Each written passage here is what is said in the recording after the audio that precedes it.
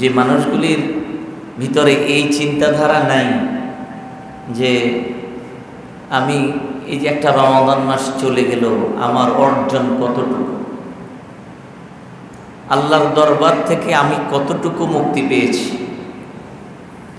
কতটুকু নেকের কাজ আমি করতে পেরেছি, আল্লাহর ভালোবাসা আমি কতটুকু হাসিল করতে পেরেছি, এই উপলব্ধি, এই অনুধাবন বেশিরভাগ মুসলমানের নেই।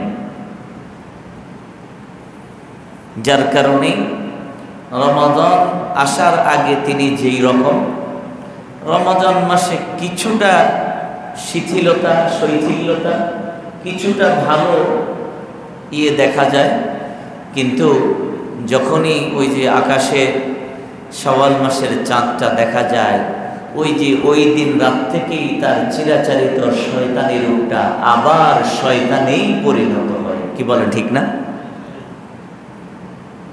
আপনারা মনে হয় আমার এই কথার সাথে একমত না, ঠিক না? এক মাস রোজা রাখার পরে মাগরিবের নামাজের পরে যখন চাঁদ দেখে এই লোক এশার নামাজ পড়ে না, আপনি মনে করেন এই লোকের রোজা আল্লাহর দরবারে কবুল হয়েছে? কখনো কখনো। আপনার যে গুনাহ মাফ হয়েছে, আপনি যে আল্লাহর কাছ থেকে মাফ পেয়েছেন, ক্ষমা পেয়েছেন, নাজাত পেয়েছেন, এটার নমুনা কি? কিভাবে বুঝবেন? আল্লাহ যে এই রমাদানে আপনাকে মাফ করে দিয়েছে, কিভাবে বুঝবেন? বুঝার রকম আছে না? আছে। আমি আপনি যখন রোগাক্রান্ত হই, রোগে জর্জরিত হই, অসুস্থ হয়ে যাই, আবার একদিন পরে, 2 দিন পরে আমি যখন আপনাকে জিজ্ঞেস করি, ভাই কি অবস্থা, এখন শরীরের কি অবস্থা? কয় না ভাই, আগের তো না, আমি এখন সুস্থ আছি। আচ্ছা, কিভাবে বুঝলেন?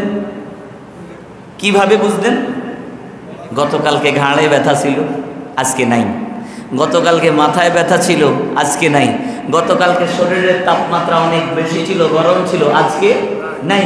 তার মানে বোঝা গেছে আমি সুস্থ।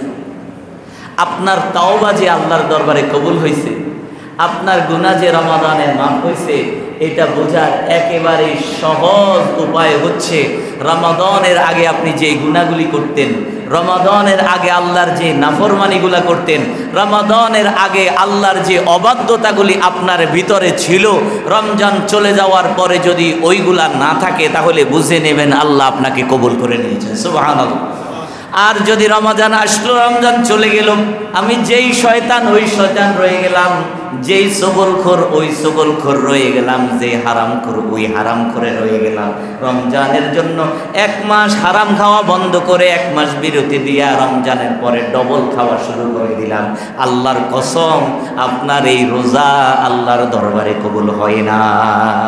আল্লাহ তাআলা বলেছেন, ইয়াসআলুনাকা আনির রূহ, লোকেরা আপনাকে রূহ সম্পর্কে জিজ্ঞেস করবে। রূহ, রূহ চিনেন? আত্মা, নফস। কুলির রূহু মিন আমরি রাব্বি ওয়া মা উতিতুম মিনাল ইলমি ইল্লা কালিলা। আপনি বলে দেন, এই যে আমার আপনার ভিতরে রূহটা, আপনি মানুষটাকে কত ভাগ, শতভাগ, 1000 ভাগ করলেও আপনার ভিতর থেকে রূহ নামক যে জিনিসটা, এটা বের করে আজ পর্যন্ত দুনিয়ার কোনো বিজ্ঞান দেখাইতে পারবে না। পারে নাই তো, পারে নাই তো তার মানে পিছনের কথা। ভবিষ্যতেও কোথায় আছে রূহ? আমাদের শরীরের 2টা ভাগ, একটা হচ্ছে দেহ, আরেকটা হচ্ছে রূহ। একটা হচ্ছে জিসম, আরেকটা হচ্ছে রূহ। দেহটা মাটির তৈরি, দেহটা মাটি, তার খোরাকও মাটি। রূহটা হচ্ছে আল্লাহর হুকুম। এই রূহেরও একটা খোরাক, একটা ক্ষুধা আছে না? দেহের যেরকম ক্ষুধা আছে, রূহেরও ক্ষুধা আর খোরাক আছে। রূহের খোরাক হচ্ছে আল্লাহর হুকুমগুলা মানা। যেহেতু রূহটা হচ্ছে আল্লাহর একটা হুকুম, এই রূহের খাবার, রূহের চাহিদা হচ্ছে আপনি বান্দা হিসাবে আল্লাহর যাবতীয় সব হুকুম মাথা পেতে মেনে নেবেন। এটা হচ্ছে রূহের খোরাক আর খাদ্য।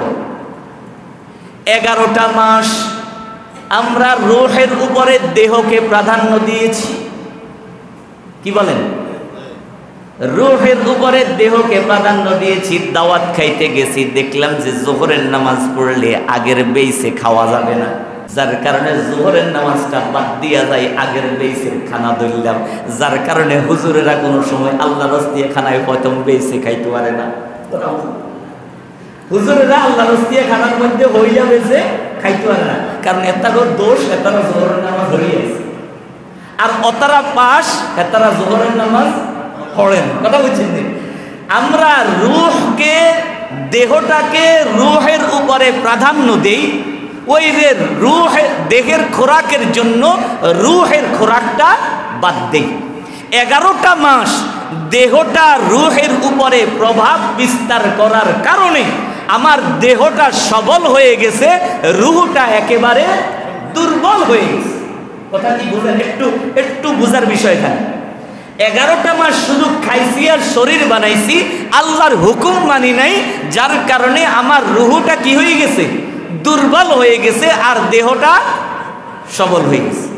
এখন রুহটা যে দুর্বল হয়ে গেছে, এইটা মরে গেলে তো আপনি আর এই মোড়া গাবুর, এই মোড়া শরীর দিয়ে আপনি কিনবেন। কথা বুঝলেন?